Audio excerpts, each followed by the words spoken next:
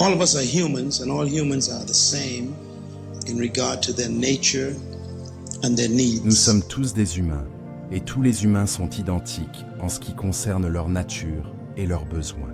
Dieu nous a créés d'un seul sang, mais nous sommes différents en ce qui concerne nos personnalités et notre expression unique de Dieu, très différents.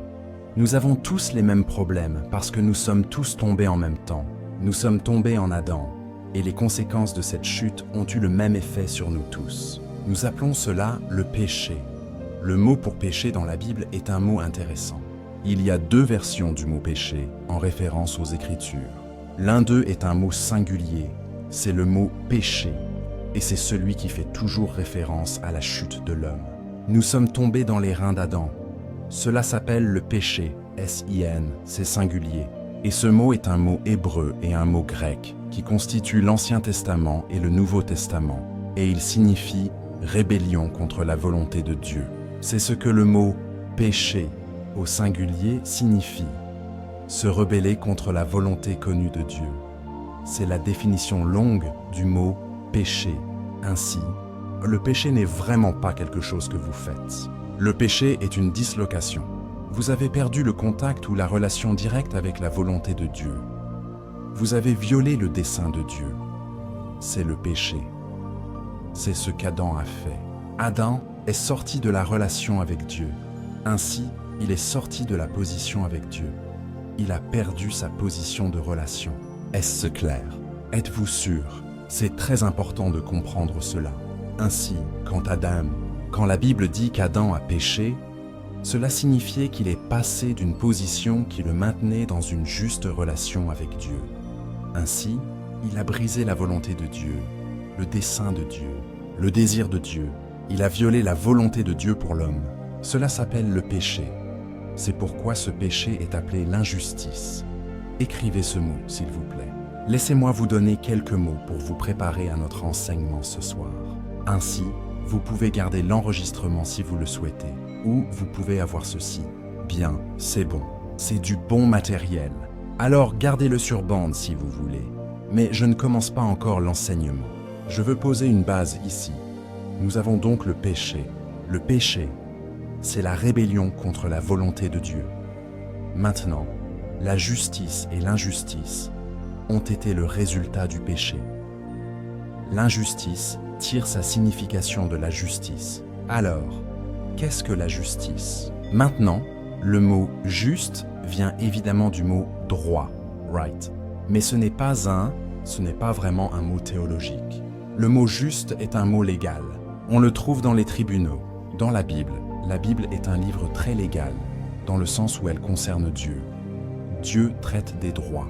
Ainsi, le mot « juste » a à voir avec le positionnement juste. Ainsi, être juste signifie être dans un positionnement juste avec l'autorité. Dans ce cas, l'autorité est Dieu. Est-ce clair? Ainsi, être juste n'a alors rien à voir avec la façon dont vous vous habillez. La justice, et vous devez étudier ce mot, parce que beaucoup de gens ont gâché ce mot. Le mot « juste » signifie être situé correctement. Vous êtes situé dans une position où vous avez accès à l'autorité. Vous n'avez rien fait de mal pour bloquer votre relation. C'est la justice. Ainsi, la justice signifie une relation juste avec quelque chose. Être injuste est alors évident. Cela signifie que vous êtes hors position. Par conséquent, vous êtes hors d'une relation juste avec l'autorité. Ainsi, une personne injuste est une personne qui n'est pas justement reliée à l'autorité. Par conséquent, elle ne peut rien exiger de l'autorité par droit. Ils sont maintenant. Quand vous êtes injuste, alors vous êtes. Écrivez un autre mot. Illégal. Illégal. C'est encore une fois un mot des tribunaux. Être illégal signifie simplement que vous n'avez pas le droit de faire des demandes. Vous vous souviendrez alors que quand Adam a péché, vous vous souviendrez que des choses étranges se sont produites. Adam a brisé la parole de Dieu, il a désobéi. Cela signifie qu'il a violé. Désobéir signifie violer. Il a violé le commandement de Dieu qui le maintenait en bonne relation avec Dieu. Dieu dit, « Le jour où tu mangeras de ce fruit, tu mourras. » Et pourtant, Adam a vécu 930 ans après avoir mangé le fruit. Et pourtant, Dieu dit que le jour où tu manges, tu es mort. Mais pourtant, il a vécu combien de temps? 930 ans. Alors, je suis un peu confus. Voyons, Dieu dit qu'il mourrait le jour où il l'a mangé, et pourtant il a vécu 930 ans après l'avoir mangé. Mais autant que Dieu soit concerné, il était mort alors. Nous devons comprendre alors que la mort pour Dieu n'a rien à voir avec la désintégration de votre corps physique. Ce n'est pas la mort pour Dieu. La mort pour Dieu, c'est la séparation d'avec son esprit. C'est la mort pour Dieu.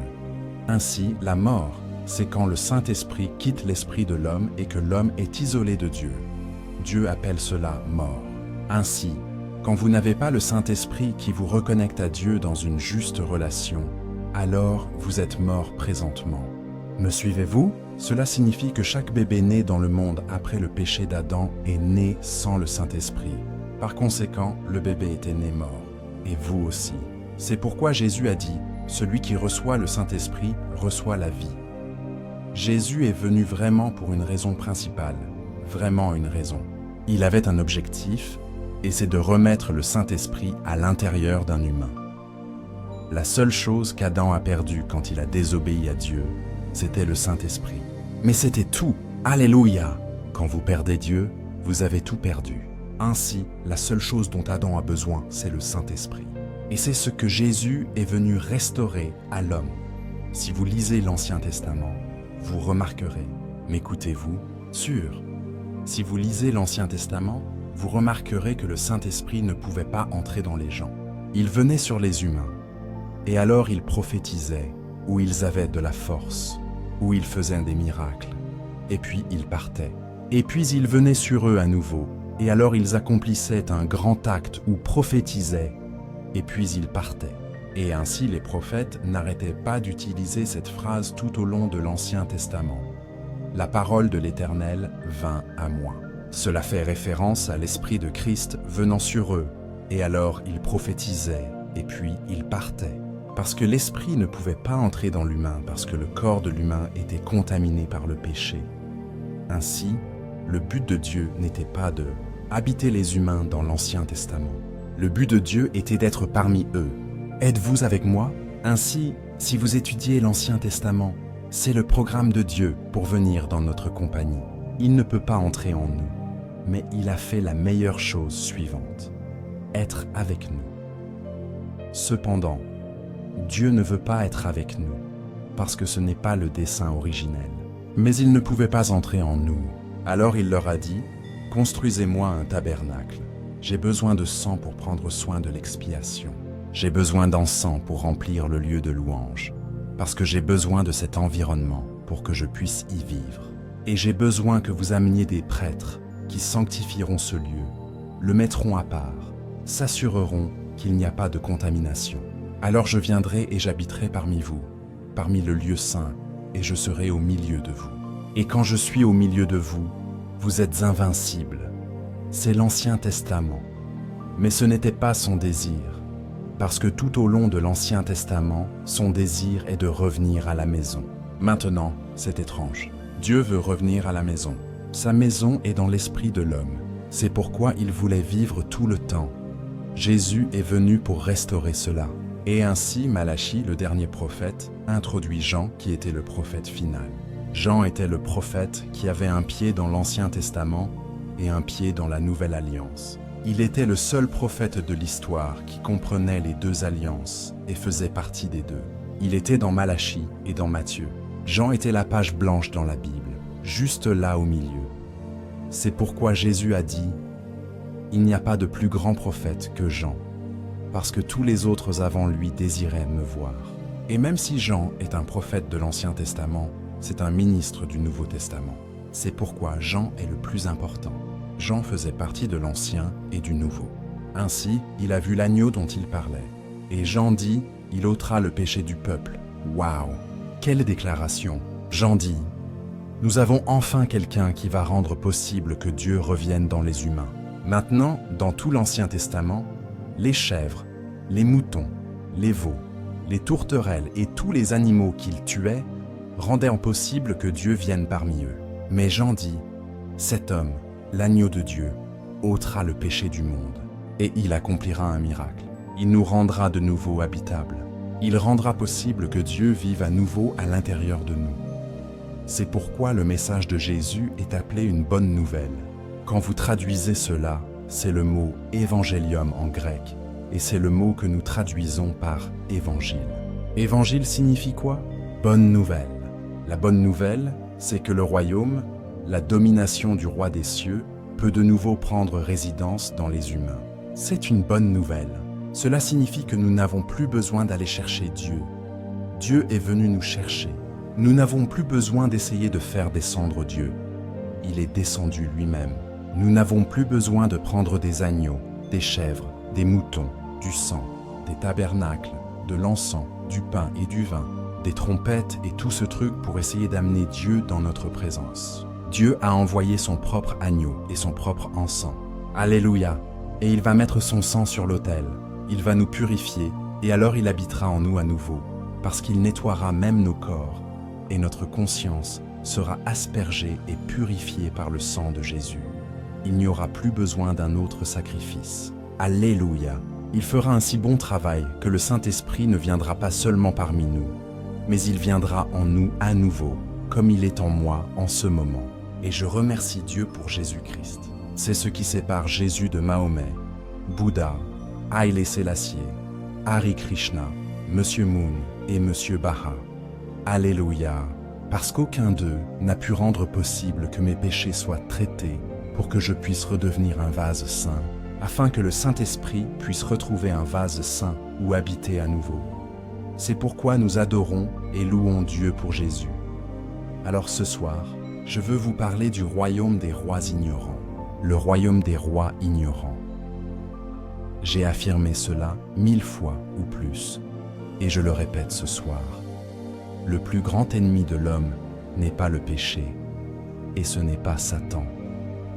C'est l'ignorance. Le péché n'est pas le plus grand ennemi de l'homme parce que le péché a été résolu bien avant même que l'homme ne pêche. Dieu a en fait des arrangements pour le péché avant que l'homme ne pêche. Cela se trouve très clairement dans la Bible. Dans le livre de l'Apocalypse, il est dit « Voici l'agneau qui a été immolé avant la fondation du monde. » Souvenez-vous, a-t-il été immolé? Maintenant, quand a-t-il été immolé?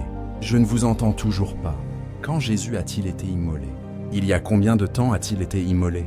Combien de temps a-t-il été un sacrifice? Cela signifie que Dieu s'est préparé, juste au cas où nous tomberions. Alléluia! Le péché n'a pas pris Dieu par surprise. Dieu n'est pas tombé en état de choc quand Adam a péché. Dieu était prêt. Alors le péché n'est pas le problème. Réglé. Satan n'est pas le plus grand problème de l'homme, parce que Satan est l'esprit le plus insignifiant, le plus faible, le plus prévisible, le plus manipulé qui vous harcèle. Maintenant, passons en revue certains de ces mots. Je ne connaissais pas le diable il y a des années. Je le connais très bien maintenant. Lui et moi sommes de bons amis. Il me connaît, je le connais. Paul dit, ne soyez pas ignorants des stratagèmes de Satan. Cela signifie, étudiez-le. Vous m'écoutez tous? Vous devez étudier votre ennemi. Étudiez le diable. Une fois que vous l'étudiez et que vous découvrez des choses sur lui, il vous déteste parce que vous en savez trop sur lui, et il ne peut plus s'occuper de vous. Satan, tout d'abord, est un chérubin sans emploi. Écrivez cela, s'il vous plaît. Nous lui donnons trop de crédit. Il est sans emploi. Il a été renvoyé de l'entreprise pour insubordination. Il a essayé de harceler le patron. Alors c'est un chérubin sans emploi qui est en colère contre le patron. Par conséquent, étant en colère contre le patron, il déteste les enfants du patron. Vous êtes assis à côté de l'un d'eux. Ainsi, la haine de Satan pour vous remonte à ce que votre père lui a fait. Donc fondamentalement, il a le droit de ne pas m'aimer. Pas de problème. J'apprécie cela. Deuxièmement, chaque fois qu'il me voit, il voit le patron parce que je suis à l'image du patron. Ainsi, il a un problème même quand je me montre. Dis à ton voisin, ce type parle de moi. Troisièmement, Satan, comme nous l'appelons le diable, anciennement connu sous le nom de Lucifer, est illégal sur terre. Écrivez cela. Il est illégal sur terre. Maintenant, pourquoi? Parce que les seuls esprits qui ont un droit légal sur la planète Terre sont les esprits avec un corps de poussière. Tout esprit qui est sur cette planète et qui ne vit pas dans un corps de terre est illégal. Cela signifie qu'il fonctionne illégalement. Maintenant, quand quelqu'un est illégal, alors ceux qui sont légaux ont des droits et du pouvoir sur eux. C'est pourquoi, par exemple, nulle part dans la Bible vous ne trouvez Dieu donnant à un ange, qui est un esprit sans corps, l'autorité sur Satan sur terre. Aucun ange n'a jamais reçu l'autorité sur Satan sur terre, parce que l'ange aussi est illégal. Vous allez comprendre, le seul être à qui Dieu a donné l'autorité sur les esprits sur terre, c'est vous, un humain. Je pense que je dois vous ramener un peu en arrière. Je sens que certains d'entre vous luttaient dans l'esprit. S'il vous plaît, allez au chapitre 1 de la Genèse. Revenons au début, là où tout a commencé. Genèse chapitre 1, verset 1. Au commencement, Dieu créa les cieux et la terre. Et laissez-moi juste faire une pause une minute, parce que ce verset particulier que vous avez là n'est pas vraiment correct dans sa traduction. Les mots ici sont écrits à partir du texte hébreu. Le manuscrit hébreu n'a pas le mot « le » dans cette phrase. Ils l'ont mis dans la phrase pour que nous puissions en anglais comprendre correctement la déclaration. Mais quand vous mettez « le » dans cette phrase, cela perturbe le sens. Dans le manuscrit, c'est écrit comme ceci en hébreu. Dans les commencements, Elohim créa les cieux et la terre. En termes simples, dans les commencements, Dieu créa les cieux et la terre. Il n'y a pas de « le » dans la phrase. Parce que quand vous mettez un « le » dans la phrase, cela donne au sujet de la phrase une référence, un temps et un lieu. Et Dieu a refusé de mettre un « le » dans la phrase et s'est assuré que Moïse ne l'a pas fait. Parce que quand vous mettez un « le » dans la phrase, cela signifiait que Dieu a commencé quand le commencement a commencé. Mais vous voyez, Dieu dit « non, je n'ai pas commencé quand le commencement a commencé. J'ai commencé le commencement. » C'est très important, parce que nous ne voulons pas confondre le commencement avec Dieu. Le commencement a commencé quand Dieu l'a commencé. Ainsi, Dieu est plus grand que le commencement. Il est avant la Genèse. En fait, le mot Genèse signifie commencement. Dieu a commencé le tout. Il a commencé le début. Alléluia. Cela signifie qu'avant que quoi que ce soit n'existe, Dieu est. Je vais le répéter. Cela signifie qu'avant que quoi que ce soit n'existe, Dieu est. Vous pouvez le dire ainsi.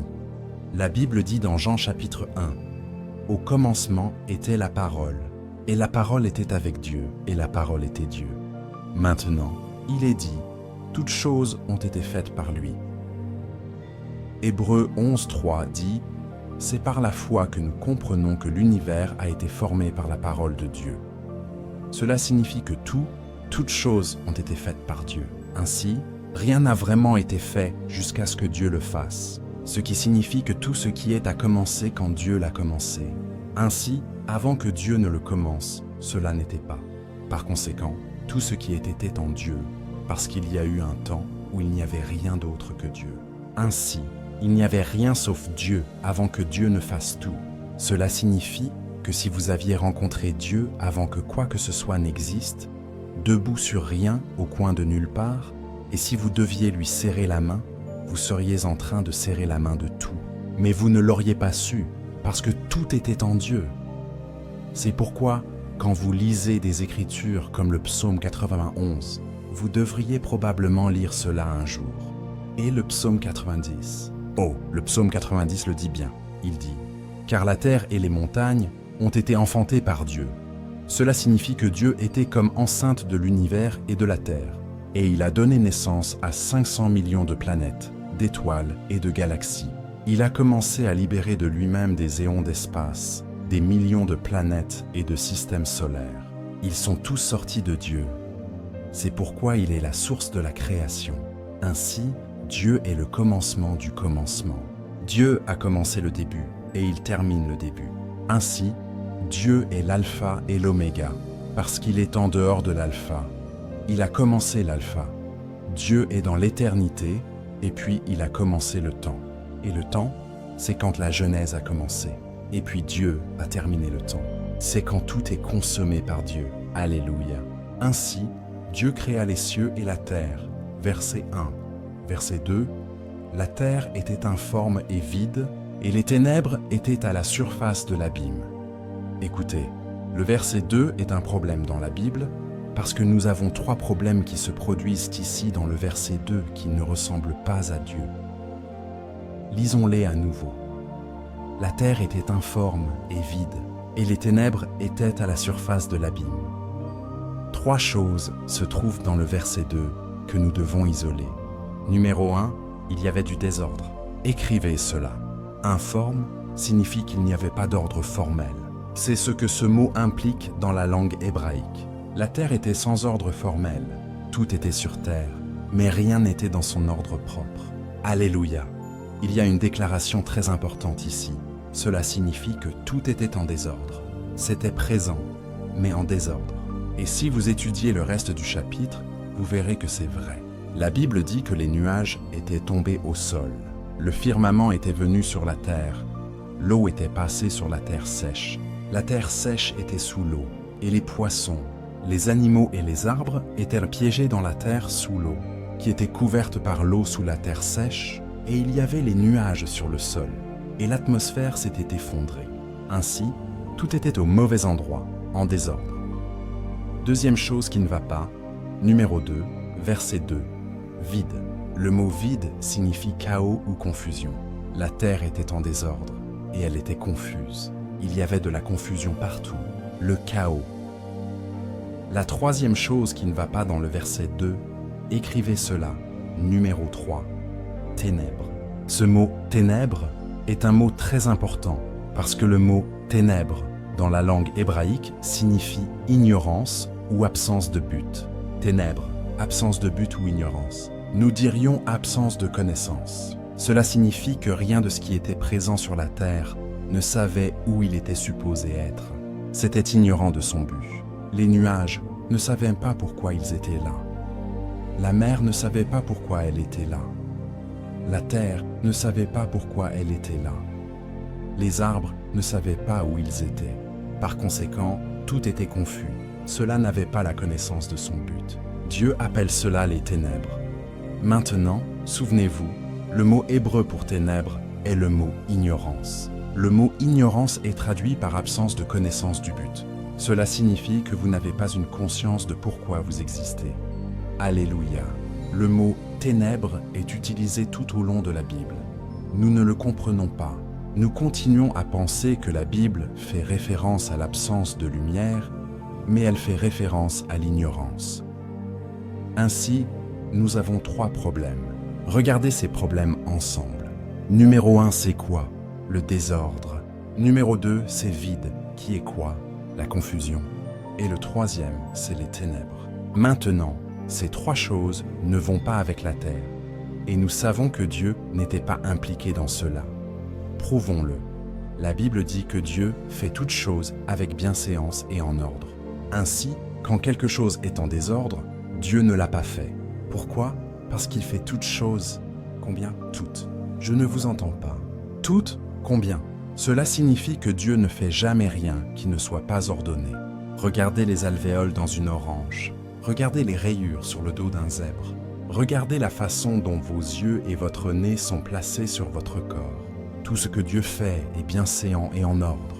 Regardez les pétales de ces belles fleurs. Ils sont conçus de manière ordonnée. Dieu ne fait rien sans ordre. Tout est bienséant et en ordre. Même sa relation avec la terre est ordonnée. Dieu, la parole et l'esprit ne seraient jamais sur terre en même temps, parce que Dieu est un Dieu d'ordre, ô cher. D'accord, désolé pour cette digression. Laissez-moi revenir. Voyons, si Dieu, le Saint-Esprit et Jésus étaient sur terre en même temps, vous ne sauriez pas qui écouter. C'est pourquoi ils ne sont jamais sur terre en même temps, parce qu'il est un Dieu d'ordre. Le Père a créé les cieux et la terre par la parole, par la puissance de l'Esprit. Mais quand est venu le temps de racheter la terre, il a envoyé la parole, et la parole fait son travail. Et puis la parole dit, « Je m'en vais, mais il en vient un autre, et il va faire son travail. Mais je vais m'asseoir pendant qu'il travaille, parce que je ne peux pas venir là pendant qu'il travaille, parce qu'il va parler pour moi. » C'est un Dieu d'ordre. Ainsi, nous savons que Dieu n'est pas responsable de cette première chose dans le verset 2. Si Dieu n'est pas responsable de ce désordre, alors je me demande qui? Waouh, nous savons qui. Quand quelque chose est en désordre, le diable est à l'œuvre. En fait, le problème numéro 1 dans la Bible commence juste là avec ce 2e verset. Le problème numéro 1 est le problème du désordre. C'est encore le problème numéro 1 aujourd'hui. Vous savez, quand vous avez des femmes qui essaient d'être des hommes et des hommes qui essaient d'être des femmes, vous êtes en désordre. Je veux dire, ce n'est tout simplement pas ordonné. Quand vous avez des enfants qui dirigent la maison, vous êtes en désordre. Il y a quelque chose qui ne va pas ici. Quand vous avez le diacre qui essaye de diriger la vie du pasteur, c'est en désordre. Regardez simplement autour du monde. C'est la cause de tous nos problèmes. Maintenant, pourquoi cet ordre est-il si important? Parce qu'il mène au deuxième problème. C'est le problème de quoi? La confusion ou le chaos? Le chaos est le résultat du désordre. Écrivez-le. Quand les choses sont en désordre, il y a de la confusion. Maintenant, la Bible dit que Dieu n'est pas l'auteur de la confusion. Cela signifie que Dieu ne crée jamais la confusion. Là où il y a de la confusion, ce n'est pas Dieu à l'œuvre. Ainsi, nous savons que Dieu n'a pas fait celui-là non plus. Savez-vous ce qui cause la confusion? Le désordre. Si vous êtes confus, arrêtez simplement et vérifiez où tout en est. Vous découvrirez probablement que tout est hors de place. Si vous êtes financièrement confus, vous devez arrêter de dépenser de l'argent et vérifier où va votre argent. Vous êtes en désordre, vos priorités sont fausses. C'est pourquoi vous êtes fauché tout le temps. Vous achetez des choses dont vous n'avez pas besoin et dépensez de l'argent pour des choses que vous ne pouvez pas vous offrir. En désordre. Si votre mariage ne fonctionne pas, ne blâmez pas le diable. Arrêtez, faites le point. Quelque chose est en désordre ici. Il y a du désordre dans ce lieu. S'il y a de la confusion dans une relation, il y a du désordre. Vous avez violé le principe de l'ordre. Quelle est la troisième chose qui ne va pas? Les ténèbres. La Bible dit que Dieu est lumière, et qu'en lui, il n'y a aucune ténèbre du tout. Je veux dire, c'est une déclaration puissante. Là où il y a des ténèbres, ce n'est pas Dieu. Cela signifie que Dieu n'est jamais ignorant de quoi que ce soit. Il sait où tout est supposé être. Il sait pourquoi il l'a fait, ce qu'il l'a fait pour faire et ce qu'il fait. Et si ce n'est pas le cas, Dieu le sait. Il n'est jamais dans l'ignorance de quoi que ce soit. Alléluia. C'est un Dieu de lumière, de révélation, de connaissance. Il sait tout. Il est omniscient. Laissez-moi vous donner une petite surprise. Quelle est la première chose que Dieu fait pour réparer le désordre? C'est trouvé dans le verset 3.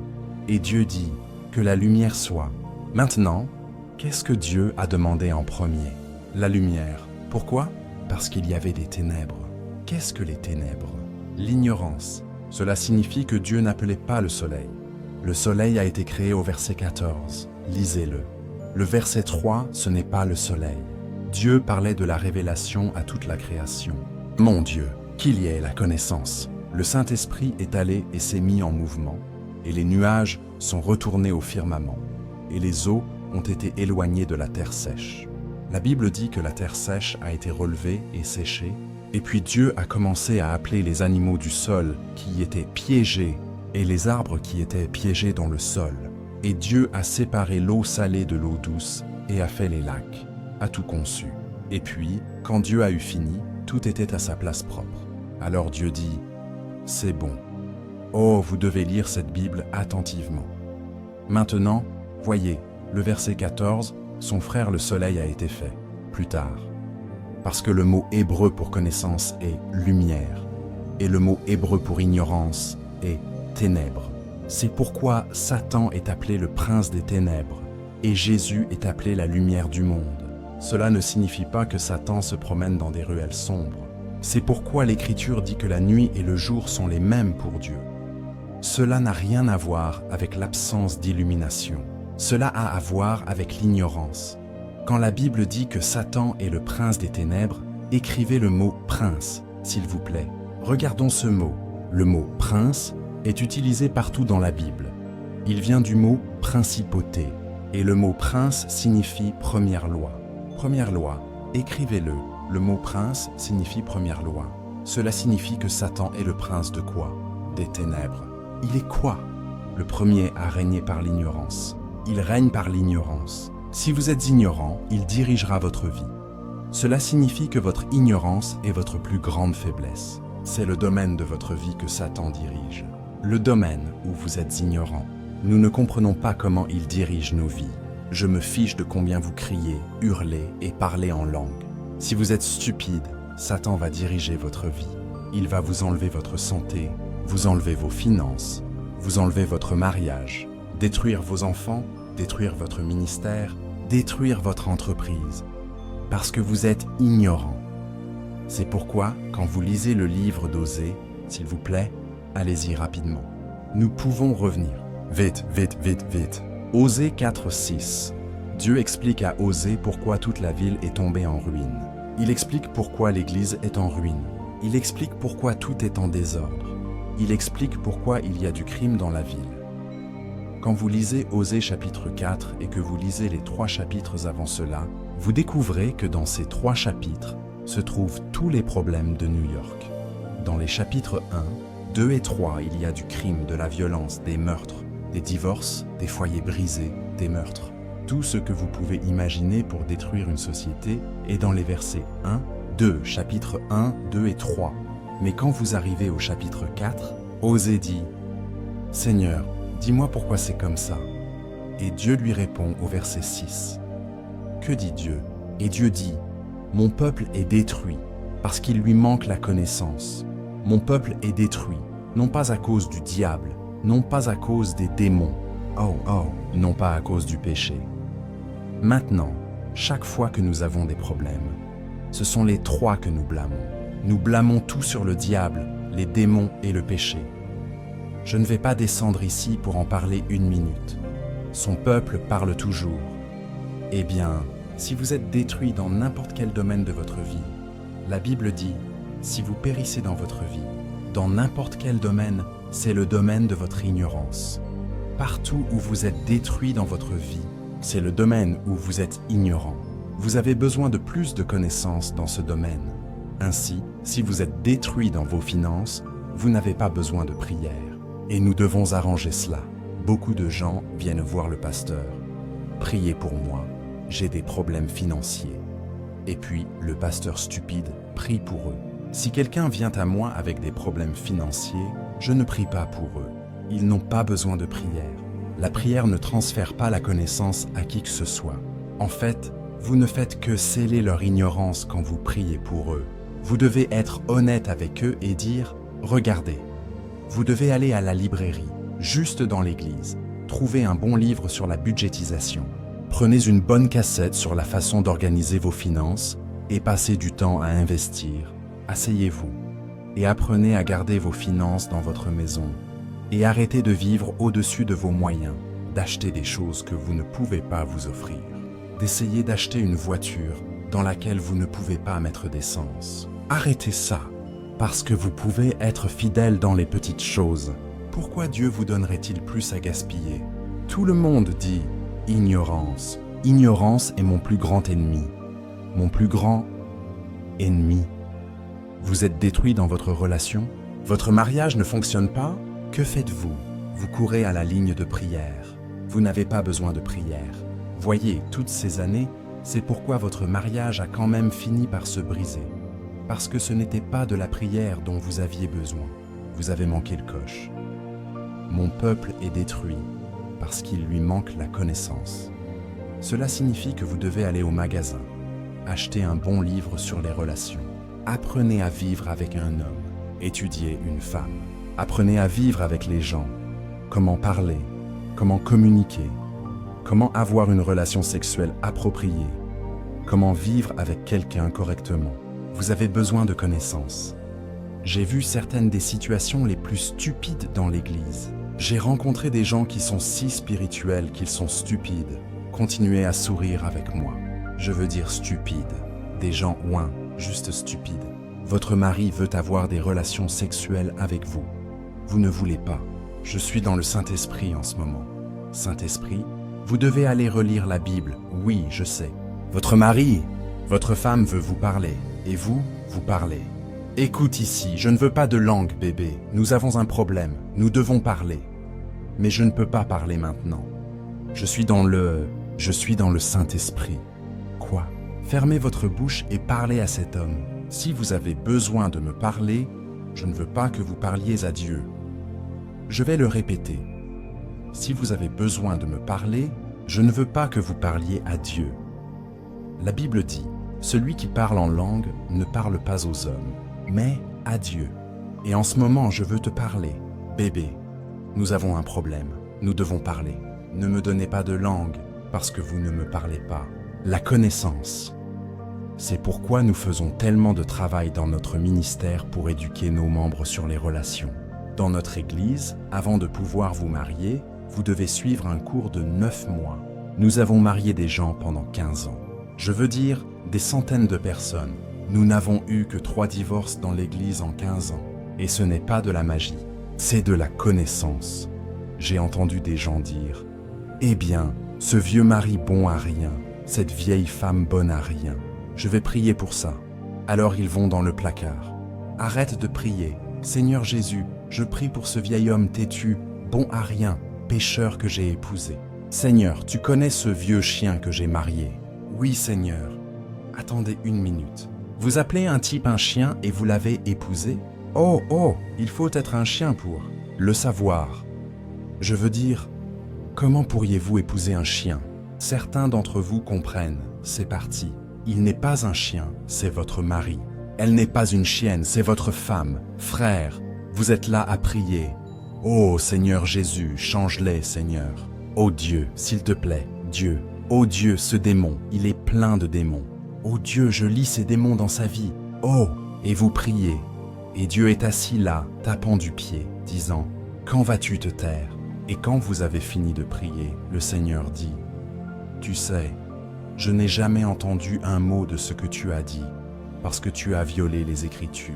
Est-ce que je ne t'ai pas dit que si tu as quelque chose contre quelqu'un et que tu apportes ton offrande à moi pour me l'offrir, ne me la donne pas. Laisse-la là et va d'abord te réconcilier avec eux, puis viens et prie-moi. » Oh, cela devient calme ici. Que se passe-t-il ici? Vous ne pouvez pas vous cacher dans le placard de votre conjoint. Le placard de prière n'est pas une cachette pour échapper à votre responsabilité. Tout le monde dit « ignorance ». Ignorance! Dieu dit « Mon peuple est détruit à cause des ténèbres, parce que Satan règne par les ténèbres. Il est le souverain de l'ignorance. Là où vous êtes ignorant, c'est là qu'il règne sur votre vie. Si vous voulez de moins en moins d'interférences de Satan, alors vous devez poursuivre de plus en plus la connaissance de la vérité. C'est pourquoi j'encourage les gens partout où je vais. Lisez des livres, écoutez des cassettes, achetez des vidéos, allez à des conférences comme celle-ci. Vous voyez, beaucoup de gens ne sont pas venus à cette réunion ce soir. Vous allez être un peu plus sage qu'eux parce que vous êtes ici. Cela signifie qu'il y a un domaine où Satan ne pourra plus s'occuper de vous, parce que vous ne pouvez pas. Jésus est appelé la lumière du monde, parce qu'il a apporté la connaissance de la révélation de Dieu pour nous, afin que nous ne vivions plus dans les ténèbres. Et puis il dit, « Vous êtes la lumière du monde. » Dis à ton voisin, « Vous êtes la connaissance de Dieu. » Cela signifie que vous êtes supposé montrer partout où vous allez, dans votre travail, sur votre lieu de travail, comment vivre dans la connaissance de la révélation. Revenons à la Genèse. Eh bien, non. Restez là une minute. Laissez-moi juste traiter Osée 4:6. Puis-je faire cela un moment? Regardez ce verset à nouveau. Mon peuple périt parce qu'il lui manque la connaissance. Cela signifie l'ignorance. Et parce que tu as rejeté la connaissance, lisez-le, je te rejetterai aussi. Soulignez cela. Dieu dit, vous avez quoi? Rejeter la connaissance. Cela signifie que la connaissance est un choix et l'ignorance est un choix. Vous ne pouvez pas rejeter ce qui n'était pas disponible. Dieu vous dit littéralement que vous n'aviez pas à être aussi stupide, mais vous avez choisi d'être aussi stupide. Comment Dieu peut-il dire cela? Parce que chaque fois que vous achetez un livre et ne le lisez pas, vous choisissez l'ignorance. Chaque fois que vous passez devant une librairie et qu'au lieu d'acheter un livre, vous achetez du poulet Kentucky Fried, vous rejetez la connaissance. Chaque fois que vous refusez de venir à une réunion parce que vous pensez en savoir plus que l'enseignant, alors vous rejetez la connaissance. Quand vous pensez avoir tout appris, n'avoir besoin que personne ne vous enseigne quoi que ce soit, vous rejetez la connaissance. Et Dieu a dit, parce que tu as rejeté la connaissance, je dois aussi te rejeter. Et on vous a enseigné que Dieu ne rejette jamais les gens. Et Dieu n'est pas d'accord. Il dit, je rejette des gens. Le mot « rejeter » ici signifie ne pas utiliser. Dieu dit « Si vous êtes ignorant, je minimiserai mon utilisation de vous. Je m'assurerai de vous utiliser le moins possible. Moins vous en savez, moins Dieu vous utilise. Quand Dieu veut que quelque chose soit fait, si vous êtes ignorant et que vous êtes présent, Dieu voyagera autour du monde et trouvera quelqu'un qui est plein de connaissances pour l'amener là. Il évitera de vous utiliser parce qu'il ne veut pas que vous le fassiez avoir honte. N'est-ce pas ce que Paul a si bien dit? Paul dit « Timothée, tu es excité, tu as du zèle, tu as de la force, tu as la jeunesse, mais tu es stupide. Maintenant, étudie pour te montrer approuvé de Dieu, pour que Dieu puisse t'approuver et que tu ne fasses pas avoir honte à Dieu comme ouvrier. Dis à ton voisin, cet homme parle de connaissance. Combien d'entre vous dans cette salle ont besoin de se repentir parce que vous avez acheté des livres dans votre maison, sur une étagère et vous n'en avez lu aucun? Chaque livre vous regarde chaque jour. Vous avez rejeté la connaissance. Certains d'entre vous veulent être utilisés par Dieu. Vous priez tous les jours. Vous venez à l'autel. Ô Seigneur, utilise-moi. Dis, pasteur, prie pour moi pour que le Seigneur m'utilise. Dieu ne vous utilise pas parce que vous avez prié. Il vous utilise parce que vous êtes préparé. Vous voulez attirer Dieu? Commencez à étudier. Vous voulez attirer Dieu? Poursuivez la connaissance. Vous voulez attirer Dieu? Obtenez toute la connaissance que vous pouvez. Dieu vous utilisera, ma sœur, mon frère, parce que Dieu n'utilisera pas un imbécile. Dieu gagnera les hommes par la folie de la prédication, mais il ne les gagnera pas par une prédication folle. Je vais le répéter, parce que certains d'entre vous l'ont manqué. Certains d'entre vous, étudiants d'école biblique, redressez-vous. Écoutez-moi attentivement. Dieu n'a pas dit qu'il allait utiliser une prédication folle pour gagner les gens. Il a dit qu'il utiliserait la folie de la prédication. Cela signifie qu'il utilisera la méthode de parler pour gagner les gens.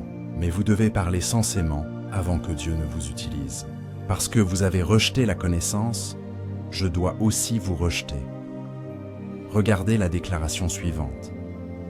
Et tu ne seras pas mon prêtre. Écoutez-moi attentivement, mes amis. C'est une déclaration impressionnante. Le mot prêtre, écrivez-le. Cela signifie représentant. Le mot hébreu signifie représentant de Dieu. Dieu dit, si vous êtes ignorants, vous ne me représenterez pas. Je m'assurerai que quand vous direz aux gens que vous me représentez, je leur dirai que je ne vous connais pas. Si vous êtes ignorants, ne leur dites pas que vous venez de moi. Ne leur dites pas que vous êtes mon enfant. Pourquoi ? Je ne veux pas qu'une personne stupide et insensée me représente. C'est une déclaration dure. Il a dit, parce que tu es ignorant, parce que tu n'as aucune connaissance de la vérité de la révélation de Dieu, je ne veux pas que tu me représentes devant le peuple. Vous savez, j'ai entendu certaines des prédications les plus déprimantes, dégradantes, décevantes dans l'Église partout dans le monde. J'ai entendu des prédicateurs monter en chair, ils crachent, ils ont des hauts le cœur. Vous savez, je veux dire, et ils prêchent l'erreur, ils prêchent des sottises, ils ne connaissent pas la Bible. Ils prêchent des choses qui ne sont pas vraies, des écritures hors contexte, mais ils prêchent avec zèle. J'ai entendu certaines émissions de radio qui, même en tant qu'homme de Dieu, je les éteins moi-même. Elles m'irritent, elles me font honte d'être même associé à Dieu. Dieu veut que son peuple dans ce prochain siècle soit une église capable de parler avec une telle dignité puissante, une vérité impressionnante et une révélation fantastique qu'aucun homme ne puisse résister à leur lumière. Quand ils parlent, la lumière sort et détruit l'ignorance dans leur esprit, et ils deviennent pleins de lumière, et ils reçoivent Christ. Vous savez-vous pourquoi vous avez été affecté par moi-même avant de me rencontrer? Vous avez lu mon livre, vous avez entendu une cassette, vous avez vu une émission de télévision. Vous vous demandez ce qu'il y a de si différent chez ce beau gars. Laissez-moi vous dire la différence. C'est que j'ai demandé à Dieu sur ma vie. Ô Seigneur, donne-moi la connaissance de la révélation. Chaque fois que je parle, que ce soit la connaissance de la révélation. Pourquoi? Qu'il y ait de la lumière qui sorte de ma bouche. Et vous êtes assis là et vous dites, oui, qu'est-ce que vous dites? La lumière vient de s'allumer. Je peux le voir dans vos yeux maintenant. Vous avez dit, oui, mais il a dit que la lumière venait de s'allumer. c'est moi. Je mets la lumière. Jésus dit, mes paroles sont esprit et elles vous donnent la vie. Il dit, et Dieu dit, vous aussi, vous êtes la lumière du monde. Cela signifie que quand vous rentrerez chez vous ce soir et que vous retournerez à votre travail lundi matin, vous êtes supposé marcher dans cet endroit et chaque fois que vous parlez, la lumière vient dans l'endroit. Vous avez tellement de vérités révélées sur la vie que quand vous parlez et traitez des problèmes, vous leur donnez les principes de Dieu et cela illumine toute la réunion. Vous savez, beaucoup de gens sont sauvés depuis 40, 50 ans et n'ont pas encore lu toute la Bible. Ils lisent leurs livres préférés, Psaume 23, Jean 3,16, et sont sauvés depuis 20 ans, n'ont jamais lu Sophonie. Si vous leur demandez ce qu'il y a dans Sophonie 3, ils ne peuvent pas vous le dire, mais ils sont sauvés depuis 40 ans. Je ne suis pas impressionné par le temps que vous êtes sauvés. Je me fiche du temps que vous êtes sauvés. Si vous ne lisez pas la Bible et n'avez pas de connaissances, ma sœur, vous êtes dans les ténèbres et vous répandez ces ténèbres. La Bible dit, si ton œil est en bon état, tout ton corps sera éclairé. Mais si ton œil est mauvais, si ton œil est ténèbre, il est dit, quelle grande ténèbre. Jésus dit, regarde, si tu es ignorant, tu vas contaminer les gens. Alors tais-toi. Vous êtes-vous déjà demandé pourquoi Dieu a utilisé Paul plus que Pierre? Vous n'y avez jamais pensé. Pierre vivait avec Jésus, dormait avec lui, mangeait avec lui. Pierre a été personnellement ordonné par Jésus. Et pourtant, quand Dieu a voulu révéler les profondeurs de la révélation de son Église et de l'avenir au monde, il n'a pas pu utiliser Pierre parce que Pierre n'avait pas l'éducation. Paul était le meilleur diplômé de l'école de Gamaliel. Paul en savait plus sur la révélation de la loi et des alliances. Il a étudié les livres de Moïse en détail. Paul connaissait. Paul dit, « J'étais le chef des pharisiens. » Il a dit, « Je les ai surpassés tous dans ma connaissance. » C'est pourquoi, quand Dieu a voulu révéler les choses profondes sur la résurrection, sur la rédemption et sur le second avènement, il n'a pas pu s'occuper de Pierre, parce que Pierre ne connaissait que les poissons. Parlez-moi, quelqu'un. C'est pourquoi Pierre a 2 livres, et Paul a écrit le Nouveau Testament. Et il est prouvé que les 2 livres que Pierre a écrits ont été écrits par Marc. Pierre ne pouvait pas écrire, alors il les a dictés à Marc. Preuves historiques. Vous êtes-vous déjà demandé pourquoi, quand Dieu a voulu susciter un homme pour conduire le peuple hors d'Égypte, il a choisi un homme qui était diplômé d'université, nommé Moïse? Ne pensez pas que Moïse était stupide. Il a obtenu son diplôme de la meilleure école. Il était le fils préféré. Il était le fils préféré de Pharaon.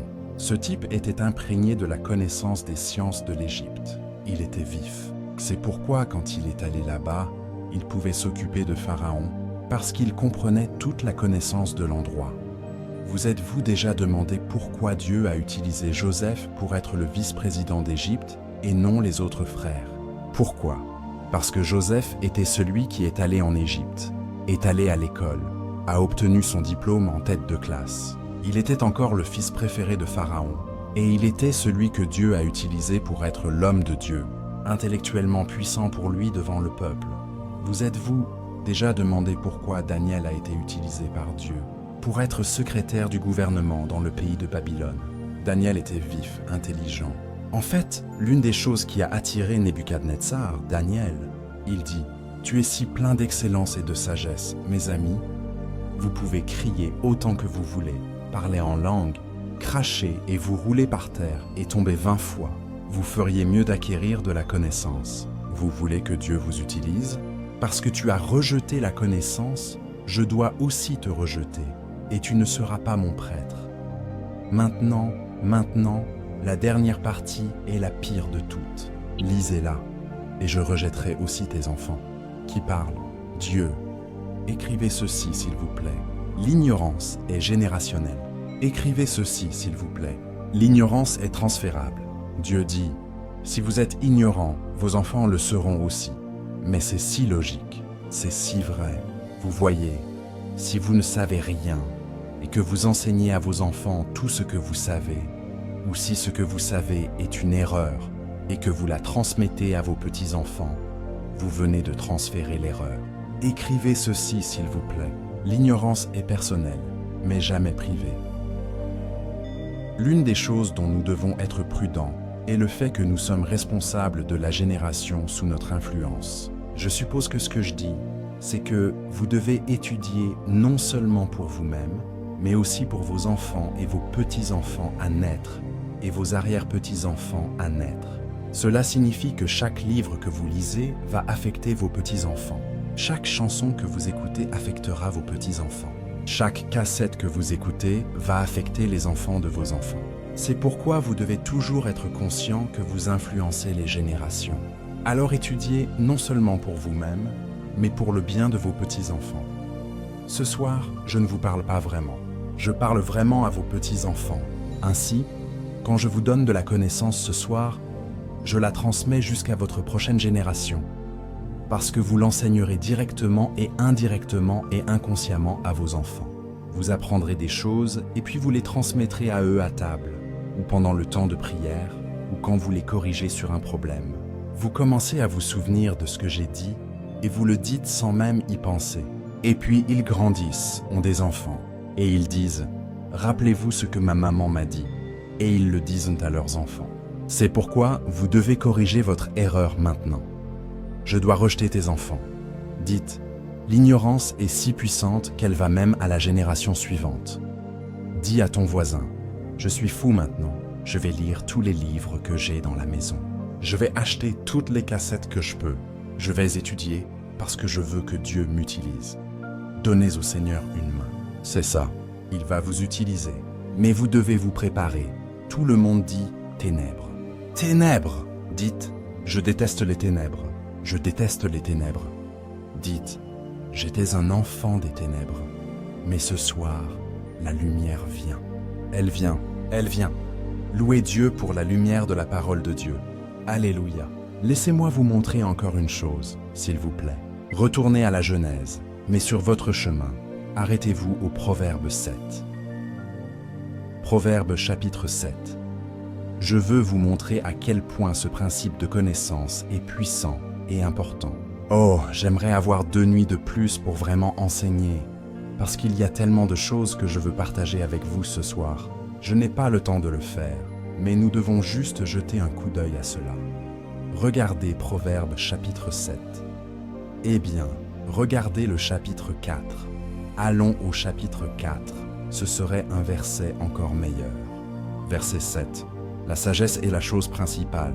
Acquiert la sagesse, et avec tout ce que tu possèdes, acquiert l'intelligence.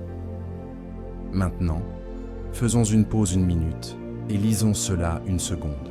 Lisez-le à nouveau. La sagesse est la chose principale. Acquiert la sagesse, et avec tout ce que tu possèdes, acquiert l'intelligence. Avec tout ce que tu possèdes, acquiert quoi? L'intelligence. Si cela vous coûte quoi? Tout ce que vous avez. Acquiert quoi? L'intelligence. Dieu dit, regarde, la sagesse, l'intelligence et la connaissance sont si importantes que tu devrais échanger tout ce que tu as pour les obtenir. Tout ce que tu as. Tu devrais vendre ta voiture pour acheter des livres. Comprenez-vous ce qu'il dit? Si cela vous coûte tout ce que vous avez, que dit Dieu? Dieu dit que la connaissance est si importante que vous devriez échanger tout ce que vous avez pour l'obtenir. Vous avez 10 $ dans votre poche. C'est tout ce que vous avez. Et vous avez le choix entre un livre et un Big Mac. Maintenant, Dieu intervient avec les Écritures. Il vous rappelle ce soir. Il dit, d'accord, vous avez un choix maintenant. Si cela vous coûte tout ce que vous avez le choix entre la connaissance et un sandwich. Vous avez le choix entre la connaissance et un menu spécial de 3 pièces de poulet. Et vous avez un choix à faire. Vous avez faim des 2 manières. Ah, alors vous oubliez que vous avez faim spirituellement et que vous avez faim physiquement. Et Dieu dit, si vous avez un choix, optez pour la connaissance. Maintenant, la plupart d'entre vous, surtout vous allez opter pour le poulet. Je sais que vous allez opter pour le poulet. C'est pourquoi Dieu m'a envoyé comme votre frère pour vous dire, changez vos habitudes. Maintenant, éloignez-vous du poulet et optez pour la cassette. Éloignez-vous du poulet et optez pour le livre. Pourquoi? Parce que vous voyez, quand vous mangez le poulet restera dans votre système pendant 6 heures et il sort. Mais quand vous lisez le livre, mon Dieu, cela reste en vous, même à travers l'éternité. et personne ne peut vous enlever la connaissance que vous avez tirée de ce livre. Si vous achetez le poulet, tout ce que vous avez, c'est un repas. Mais si vous obtenez la connaissance, vous pouvez apprendre à créer une entreprise qui vend du poulet. Les ténèbres. Retournons au chapitre 1 de la Genèse. Je ne suis pas arrivé où je voulais en venir ce soir, mais je vais vous donner un peu plus avant de clore la session. Êtes-vous prêts pour un peu plus? Cela va devenir un peu lourd, alors accrochez-vous à votre voisin. Ainsi, nous trouvons dans Genèse chapitre 1 verset 2 que quelque chose ne va pas avec la terre. 3 choses. Quoi? Désordre, chaos et ténèbres. Et ces 3 choses, Dieu n'en est pas responsable. Dieu fait toutes choses avec bienséance et en ordre. Il est quoi? Il n'est pas l'auteur de la confusion. Et il est lumière. Et en lui, il n'y a aucune ténèbre du tout. Ainsi, quelqu'un d'autre s'est impliqué entre le verset 1 et le verset 2. On croit qu'entre le verset 1 et le verset 2 du premier chapitre de la Genèse, juste entre ces 2 versets, se trouve le chapitre 38 d'Ézéchiel. C'est quand quelque chose s'est produit au ciel. Il y a eu un petit trouble, et quelqu'un a été expulsé. La Bible dit dans ce chapitre qu'il est tombé sur la terre. Cela signifie que Dieu était en train de mettre la terre ensemble, de travailler sur un projet. Et c'est à ce moment-là que Satan a tenté un coup d'État au ciel. Maintenant, laissez-moi vous rappeler quelque chose à propos du diable, parce que parfois nous pensons qu'il est si important. Le diable n'est pas Dieu. Dites-le avec moi. N'est pas. Dites-le encore. N'est pas. Encore une fois. N'est pas. Dites-le fort. Le diable n'est pas Dieu. Gloire. Alléluia. Savez-vous que ce n'est pas important à dire? Nous pensons que le diable et Dieu se battent. Dieu et le diable ne se battent pas, ne se sont jamais battus et ne peuvent pas se battre, parce que Dieu est dans une classe à part. Ils ne se battent qu'avec des choses de votre classe. Et la Bible dit, « Je suis Dieu, et à part moi, il n'y a personne. » Il n'y a aucune preuve dans les Écritures. Vous ne la trouverez pas. J'ai lu cette Bible 29 fois, et cette année ça fera 30, et je n'ai jamais trouvé nulle part dans la Bible où Dieu et Satan se battent. Alors, d'où tirez-vous cette idée? Je sais d'où vous la tenez, de votre grand-mère. Votre grand-mère vous a dit que quand le soleil brillait et qu'il pleuvait en même temps, c'est que le diable battait sa femme. C'est ce qu'on appelle transmettre l'ignorance. Et maintenant vous l'avez apporté dans l'Église, et vous y croyez comme une doctrine. Donnez au Seigneur votre main pour la lumière qui s'allume à nouveau. Je sens la lumière qui s'allume. Dieu et Satan ne se battent pas. Dieu ne s'abaissera même pas pour se battre avec un imp qu'il a créé. Satan est un ange, un chérubin sans emploi. C'est un ange disloqué. Puis-je commenter cela un moment? Savez-vous ce qu'est un démon? Un démon est un ange hors de position. Quand un ange quitte sa position, il devient un démon. Ainsi, la nature démoniaque est un pouvoir disloqué. Cela se trouve partout dans la Bible. En fait, vous le trouverez dans le livre de Jude, quand Dieu parlait des démons, comment ils sont devenus des démons. Il dit « Les anges dans le ciel ont quitté leur ancienne demeure ». Le mot « demeure » signifie « position d'autorité autorisée ». Ils ont quitté cela et sont devenus des démons. Cela signifie que quand quoi que ce soit quitte sa position autorisée d'autorité, cela devient démoniaque. Cela pourrait inclure quelqu'un assis juste derrière vous. L'activité démoniaque a lieu quand une personne quitte son domaine d'onction et tente de trouver la position de quelqu'un d'autre. C'est pourquoi il y a du chaos et de la confusion même dans l'Église. J'espère que vous n'êtes pas un démon, ils ne se battent pas. Dieu ne se bat pas contre Satan. Ainsi, nous trouvons quelque chose ici. Satan est un esprit sans corps, un esprit désincarné. Dieu permet à ses enfants de s'occuper de lui. Je veux dire, la dernière assignation qui a été donnée concernant Satan se trouve dans le livre de Matthieu 28, 18. Jésus a dit « Et tous ceux qui croient, ils chasseront les démons ». L'assignation que j'ai lue concernant Satan a été donnée par Jésus à vous. Il dit « Car je vous ai donné le pouvoir ». Cela signifie l'autorité ou le pouvoir autorisé pour marcher sur les serpents et les scorpions et sur toute la puissance de l'ennemi. Je vous ai donné cette autorité. Satan a plus peur de vous que vous n'avez peur de lui. Mais la raison pour laquelle il semble gagner, c'est parce que vous êtes ignorant à son égard. Jetons un coup d'œil à cela rapidement. Genèse chapitre 1. Ainsi, tout est remis en ordre maintenant. Le voyez-vous? Les nuages sont de retour, et l'eau est de retour, et la terre est de retour en ordre, et les arbres sont redressés, et les animaux sont excités et vont faire leur travail. Tout est en ordre. Et puis, nous trouvons quelque chose d'intéressant. Dieu décide alors de créer son meilleur. Je vais vous donner un petit principe. Tout le monde dit principe. Principe. Principe signifie que c'est une loi qui ne change jamais. Le premier principe de Dieu est l'organisation. On le trouve dans la Bible. Il est juste là dans le chapitre 1. Le premier principe qui nous est présenté est le principe de l'organisation. Dieu aime l'ordre. Dieu réserve son meilleur jusqu'à ce qu'il soit organisé. C'est un principe. Dieu réserve son meilleur jusqu'à ce qu'il soit organisé. C'est un principe. Cela signifie que si vous voulez le meilleur de Dieu, organisez ce que vous avez. C'est un principe qui ne change pas. Si vous attendez que Dieu vous donne quelque chose de mieux, vous devez rendre compte de ce que vous avez déjà. Si vous êtes désorganisé, arrêtez de prier pour plus. Comprenez-vous cela?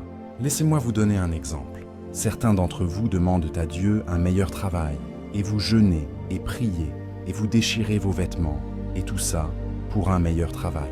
Mais vous continuez à arriver en retard au travail. Vous êtes désorganisé. Vous prenez de longues pauses déjeuner, et vous partez avant l'heure de finir. Et vous voulez que Dieu vous donne un autre travail à abuser. Il est sur le point de vous enlever votre travail actuel parce que vous êtes irresponsable. Ensuite, il y a ceux d'entre vous qui prient et qui prient pour une augmentation.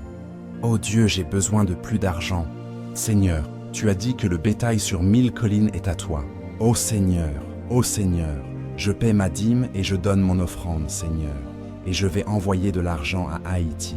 J'envoie de l'argent à Oral Roberts. Je vais envoyer de l'argent à... Oh Seigneur, Seigneur, de l'argent, de l'argent, de l'argent, de l'argent. » Dieu dit, tu veux que je te donne une augmentation? Et tu ne peux pas m'expliquer ce que tu as fait de ton dernier chèque de paie. Tu es désorganisé et tu veux plus pour désorganiser. Certains d'entre vous prient pour une nouvelle maison. Oh oui, je connais la ligne de prière. Oui, Seigneur, j'ai besoin d'une nouvelle maison. Vous priez pour cette nouvelle maison et vous priez pour que Dieu vous donne cette maison plus grande et cette belle maison dans un beau quartier de la ville. Et vous priez, jeûnez, déchirez vos vêtements, croyez, êtes d'accord et même revendiquez et marchez autour des maisons des gens en les revendiquant et tout ça. Je sais que vous priez pour cette maison, pour que Dieu vous bénisse avec une grande maison. Et vous avez ce petit appartement. Et devinez quoi?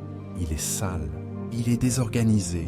Les pièces sont en désordre, des vêtements partout, les tiroirs sont désorganisés, il y a du savon et toutes sortes de graisses dans la salle de bain. Et vous dites, « Oh Dieu, donne-moi un plus grand pour le salir. » Certains d'entre vous sont ici. Vous priez pour une voiture. Oh oui, je l'entends maintenant. Priez pour une belle voiture. Vous avez cette petite Toyota, mais vous voulez votre Cadillac. Vous voulez votre diable. Vous priez pour cette voiture et celle que vous avez, vous la gardez sale et dégoûtante, du sable à l'intérieur. Toute détraquée, vous ne la nettoyez pas et vous demandez à Dieu une plus grande. Savez-vous ce que Jésus a dit dans Luc chapitre 16? Écrivez-le et lisez-le quand vous rentrerez chez vous. Il a dit, « Si vous n'êtes pas fidèle dans les petites choses, qui vous confiera les grandes? Et si vous n'êtes pas fidèle avec les biens d'autrui, qui vous donnera des vôtres? » Cela signifie que Dieu ne commencera jamais avec votre propre propriété. Je vais le répéter. Dieu ne commencera jamais avec votre propre propriété. Il commence toujours avec la propriété de quelqu'un d'autre, parce qu'il regarde comment vous la gérez. Vous vous demandez pourquoi vous êtes toujours dans un appartement après toutes ces années. C'est parce que vous continuez à dire « La lumière n'est pas à moi.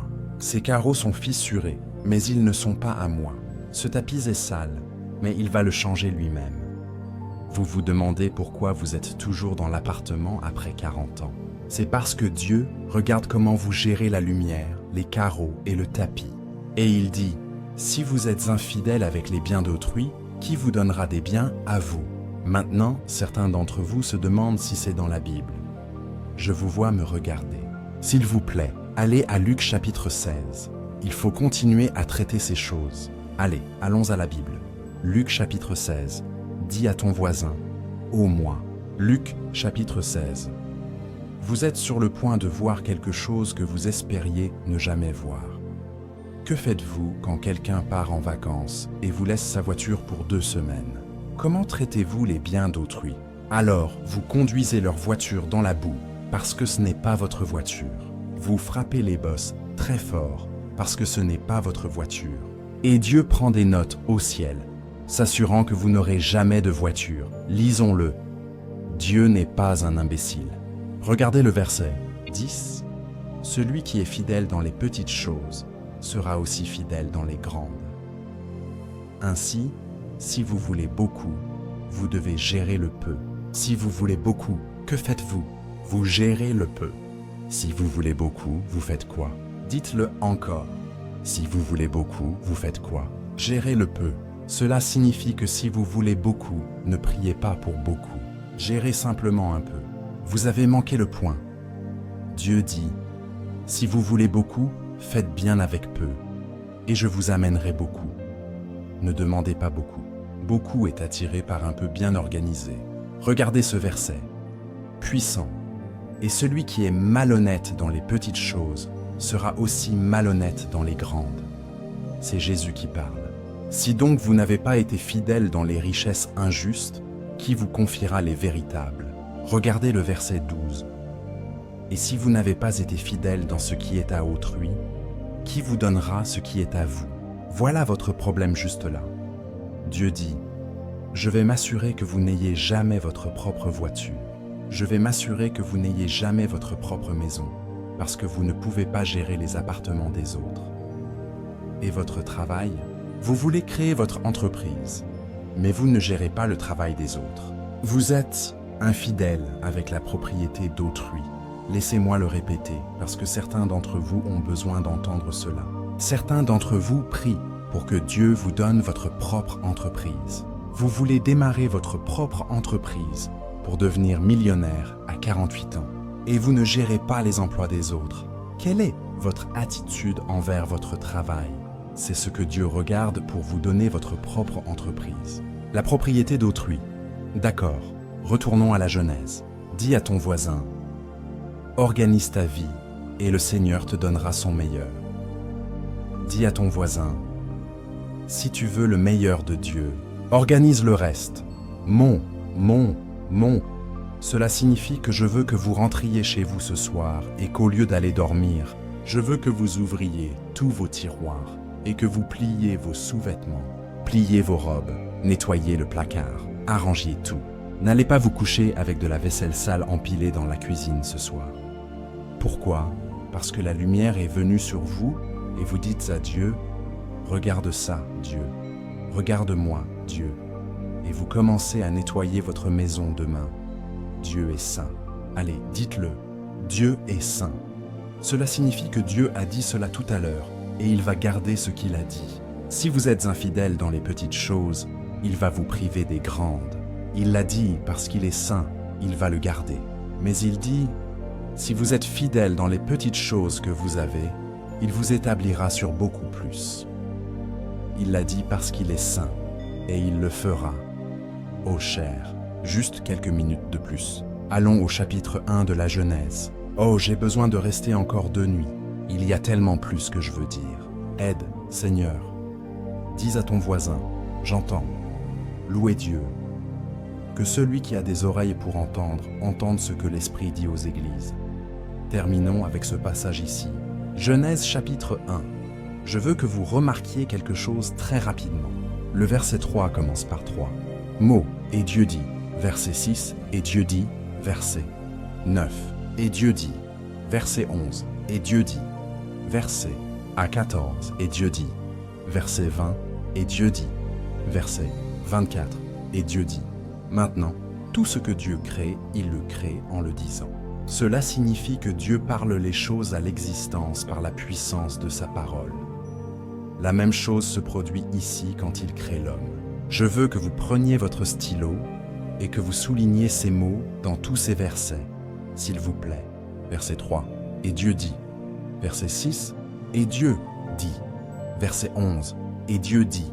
Verset 9. Et Dieu dit. Verset 14. Et Dieu dit. Verset 24. Et Dieu dit. Quand Dieu a créé quoi que ce soit, ou devrais-je dire, quand il a appelé les choses à l'ordre, il a utilisé la puissance de sa parole. Mais il était très prudent dans la façon dont il a fait cela. Chaque fois que Dieu voulait que quelque chose soit fait, il décidait d'abord ce qu'il voulait et pourquoi il le voulait. Ensuite, il parlait à ce dont il voulait que cela soit fait. Quoi que Dieu dise à ce à quoi il parlait, cela sortait de ce à quoi il parlait. Exactement ce qu'il disait. Comprenez-vous cela maintenant? Achetez la cassette et réécoutez-la 3 fois. Comprenez-vous ce que je viens de dire? Je vais essayer une fois de plus. C'est très important de comprendre ce principe. Quand Dieu voulait créer quelque chose, il décidait d'abord pourquoi il le voulait, puis ce qu'il voulait. Ensuite, il décidait de quel matériau il voulait que cela soit fait. Puis, quel que soit le matériau dont il voulait que cela soit fait, il allait vers ce matériau et lui parlait. Et quoi que Dieu dise à ce à quoi il parlait, cela sortait de ce à quoi il parlait, exactement ce qu'il disait. Maintenant, vous le trouverez tout au long de ce processus de création ici dans le chapitre 1. Par exemple, regardez le verset 14. Eh bien, regardez le verset 11. Quand Dieu a voulu des arbres, la Bible dit « Et le Seigneur dit à la terre, que la terre produise de la végétation. » Ainsi, Dieu voulait des plantes qui viennent de la terre. Alors il a parlé à la terre. Par conséquent, ce à quoi il a parlé a produit ce qu'il a dit. Dieu a dit qu'il y ait des herbes, de la végétation. Il l'a dit à la terre. Ainsi, la terre a produit des herbes et de la végétation. Par conséquent, ce à quoi Dieu parle produit ce qu'il dit. Ainsi, Dieu vise sa parole sur ce dont il veut que les choses soient faites sur terre. Ainsi, chaque plante, arbre et arbuste sur la terre est à 100% de la terre, parce que c'est à cela que Dieu a parlé. C'est pourquoi quand les plantes meurent, elles retournent à la terre. Quand vous mangez une pomme, vous mangez de la terre. Vous mangez une banane, vous mangez de la terre. Les mangues, vous mangez de la terre. La tomate, vous mangez de la terre. Tout est de la terre. C'est pourquoi, si vous laissez une tomate sur le sol et que vous revenez 2 jours plus tard, ce n'est qu'un tas de terre. Tout est de la terre. C'est à cela que Dieu a parlé. Quand Dieu a voulu le soleil, verset 14, il est dit « Et Dieu parla au firmament ». Le firmament est plein de gaz. Ainsi, quand Dieu a dit qu'il y ait des luminaires dans le ciel, cela a produit le soleil. Le soleil n'est rien d'autre que des gaz. Ils l'ont découvert il y a environ 7 ans. Le soleil est à 100% des gaz. Et chaque étoile que vous voyez dans le ciel n'est rien d'autre que des gaz, faits de ce à quoi Dieu a parlé. Regardez le verset 20. Quand Dieu a voulu des poissons, il est dit quoi? Et Dieu dit aux eaux. Ainsi, les poissons sont faits d'eau et de terre. Cela signifie que la terre sous l'eau a produit les poissons. Et Dieu a dit qu'il y ait des créatures vivantes dans l'océan. Ainsi, elles ont produit ces créatures vivantes. Chaque poisson que vous voyez est à 100% de la terre et de l'eau. Regardez le verset 24. Quand Dieu a voulu des animaux, des créatures, des oiseaux, des vaches et des chevaux, il est dit. Et Dieu dit à la terre, que la terre produise des êtres vivants. Ainsi, Dieu a parlé à quoi? La terre. Il a dit, la terre produit quoi? Des êtres vivants. Ainsi, de la terre est sorti quoi? Ce que Dieu a dit, des êtres vivants. Ainsi, chaque plante et animal que vous voyez est à 100% de la terre. C'est pourquoi, quand les animaux meurent, ils retournent à la terre. Quand vous mangez des animaux, vous mangez de la terre. Tout est de la terre, parce que c'est à cela que Dieu a parlé. Ainsi, ce que Dieu veut, il décide de quoi il veut que cela soit fait. Puis il parle de ce qu'il veut à ce dont il veut que cela soit fait. Quoi que Dieu dise à ce à quoi il parle, cela sort exactement de ce qu'il a dit. Maintenant, c'est un principe très important de la création. Il y a un autre principe qui va avec cela. Je vais le dire très rapidement. Partout où il a tiré quelque chose, il y a un principe. Cela doit rester attaché à l'endroit d'où cela vient pour vivre. C'est un principe. Ainsi, quand vous étudiez la création, tout ce qui vient de quelque part doit se nourrir de l'endroit d'où cela vient pour vivre. Ainsi, les plantes viennent de où? La terre. Ainsi, elles doivent rester rattachées à la terre pour vivre. Les étoiles viennent de où? Le firmament. Ainsi, elles doivent rester dans le firmament pour vivre. Si elles partent, elles deviennent des météorites et brûlent. Les poissons viennent de où? Les eaux. Ainsi, ils doivent rester attachés à l'eau pour vivre. Ils vont rester dans l'eau. D'où viennent les plantes? De la terre. Les animaux viennent de la terre. Ainsi, ils doivent continuer à se nourrir de terre pour vivre. Ils continuent à manger des plantes ou les uns les autres. C'est un principe. Regardez le verset 26. Et Dieu dit. Que dit-il? Et Dieu dit. Même processus. Et Dieu dit, faisons l'homme. Maintenant, quand Dieu a voulu des poissons, il a parlé aux eaux. Quand il a voulu des étoiles, il a parlé au firmament. Quand il a voulu des plantes, il a parlé à la terre. Quand il a voulu des animaux, il a parlé au sol. Quand Dieu a voulu l'homme, c'est vous. Il a parlé à lui-même. Maintenant, Dieu est esprit. Les animaux, 100% de terre. Les poissons, 100% d'eau et de terre. Les plantes, 100% de terre. Les étoiles, 100% de gaz. L'homme, 100% Dieu. C'est pourquoi vous êtes un esprit. Vous n'avez pas un esprit, vous êtes un esprit. Parce que c'est à cela que Dieu a parlé, et vous êtes sortis de Dieu. Par conséquent, Dieu dit, faisons sortir celui-ci. Ainsi, Dieu s'est dit à lui-même, homme, sors. De Dieu est sorti un bel esprit, et il l'a nommé homme. C'est pourquoi l'homme est un esprit, et l'homme a les caractéristiques d'un esprit. Maintenant, les esprits n'ont pas de genre. Il n'y a pas de chose telle qu'un esprit mâle ou femelle. Nulle part dans la Bible, vous ne trouvez le terme. Les esprits n'ont pas de genre. Ainsi, le mot « homme » est un mot pluriel dans les Écritures. Toutes les espèces appelées « hommes » sont des êtres spirituels. Parce qu'ils sont sortis de quoi? L'esprit. Parce que Dieu a parlé à l'esprit.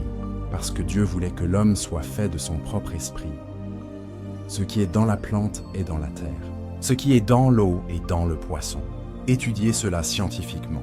Ce qui est dans le firmament est dans l'étoile. Ce qui est dans la terre est dans chaque animal. Dis à ton voisin, tu es assis à côté d'une personne impressionnante. Une personne impressionnante. Ce qui est en Dieu, est dans l'homme. C'est pourquoi Dieu se soucie de vous. Qu'est-ce que l'homme pour que tu te souviennes de lui? Et le Fils de l'homme pour que tu prennes soin de lui? N'est-ce pas parce que tu l'as fait un peu inférieur à Elohim, pas aux anges? La King James a dit Elohim, parce que les traducteurs en Angleterre ne pouvaient pas croire ce qu'ils lisaient en hébreu. Le mot dans le texte hébreu est Elohim. Tu as fait l'homme un peu inférieur à Elohim toi-même. Et c'est pourquoi Dieu vous aime tant. Parce que vous n'êtes pas seulement comme lui, vous êtes de lui. C'est pourquoi les plantes ne peuvent pas avoir de communion avec Dieu. Elles sont à 100% de terre. C'est pourquoi les animaux ne peuvent pas avoir de communion avec Dieu. 100% de terre. C'est pourquoi les poissons ne peuvent pas adorer Dieu. 100% de terre. C'est pourquoi le firmament et les étoiles ne peuvent pas adorer Dieu. 100% de terre. C'est pourquoi seulement vous pouvez adorer Dieu. 100% esprit. Et ceux qui l'adorent doivent l'adorer en esprit et en vérité. Allez, louez le Seigneur. Quelqu'un. Oh, cela devrait vous faire du bien ce soir. Eh bien, laissez-moi vous laisser rentrer chez vous avec quelque chose et vous garder éveillé. Écrivez ceci. L'homme est un esprit. Écrivons cela. Dieu a dit à cet homme, qui est un esprit, Alléluia, dans le verset 26. Lisez-le. Faisons l'homme à notre image, à notre ressemblance, notre propre substance, et qu'il ait dominion sur les poissons de la mer, sur les oiseaux du ciel, et sur toute la terre, et sur tout ce qui rampe sur la terre. Lisez-le juste là. N'est-ce pas beau? Dieu dit, « Voici pourquoi j'ai fait cette créature, pour avoir dominion sur la terre. » Maintenant, le problème est que la terre est physique, mais l'homme est esprit. Alors Dieu doit maintenant faire quelque chose pour que cela fonctionne. Il dit, « Je t'ai créé, homme, esprit, pour avoir dominion, ou gouvernement, ou direction sur la terre. Tu es un leader ou un roi sur la terre, mais tu es esprit, et la terre est physique. Alors Dieu doit maintenant prendre l'homme, qui est esprit, et le mettre dans un costume de terre, pour que l'homme puisse venir sur terre pour gouverner la terre. Ainsi, dans le chapitre 2, verset 7, Dieu dit « Je dois faire ce costume de terre pour l'homme à porter. » Ainsi, il est dit dans le chapitre 2, 7, « Dieu forma le corps de l'homme de la poussière de la terre, et souffla l'homme dans le corps, qui est de la terre, et l'homme, qui est esprit, vit maintenant dans un costume de terre, afin que l'homme puisse gouverner la terre, qui est physique, comme la terre. » Le désir de Dieu était que l'homme gouverne la terre pour lui. L'homme est comme lui. Ainsi, l'homme, qui est esprit, peut être en relation avec Dieu, qui est esprit. Dieu est invisible, l'homme est invisible, mais le corps est visible. Ainsi, Dieu qui vit dans l'invisible est aussi en relation avec l'invisible qui vit dans le visible, qui est sur la scène. Et le désir de Dieu est que sa volonté soit communiquée de l'invisible à l'homme qui est invisible, qui vit dans le visible, sur la scène, afin que quand Dieu veut que quelque chose soit fait, tout ce qu'il fait, c'est le communiquer de l'invisible à l'invisible qui vit dans le visible, sur la scène. Et puis la scène le fait, afin que l'invisible puisse faire savoir à la scène ce que l'invisible veut. C'est appelé la domination du roi. Le roi du ciel dominait la terre through ses propres enfants.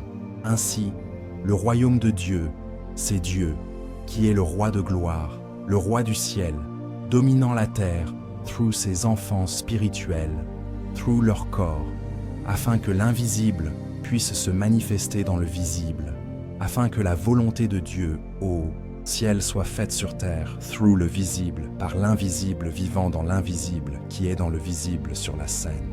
Ainsi, ce qui se passe au ciel pourrait se passer sur terre sans que le ciel ne vienne sur terre.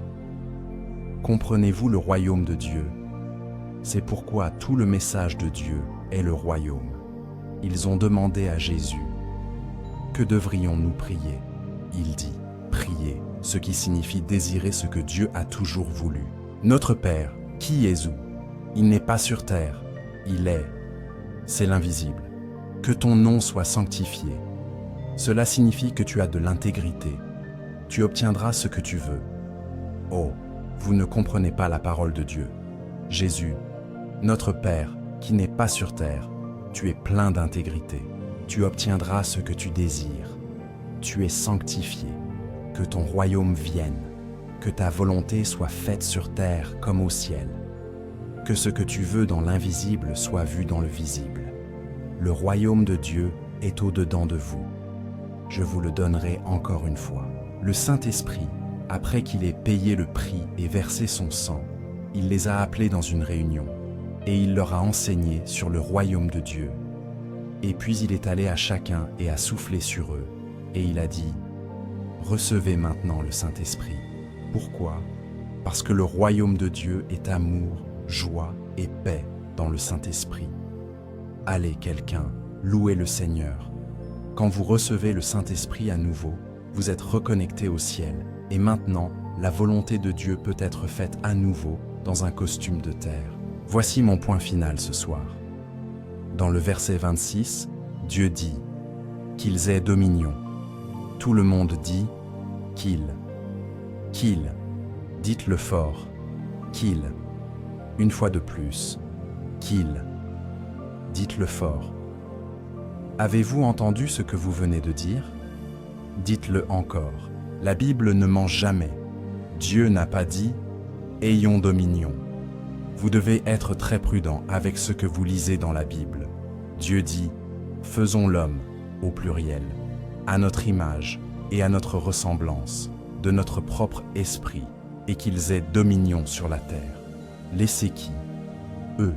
Cela signifie que les seules créatures qui ont une autorité légale sur cette terre sont les hommes, les humains. Qu'est-ce qu'un humain? Écrivez le mot « humain » rapidement. Le mot « humain » est un mot important. C'est une combinaison.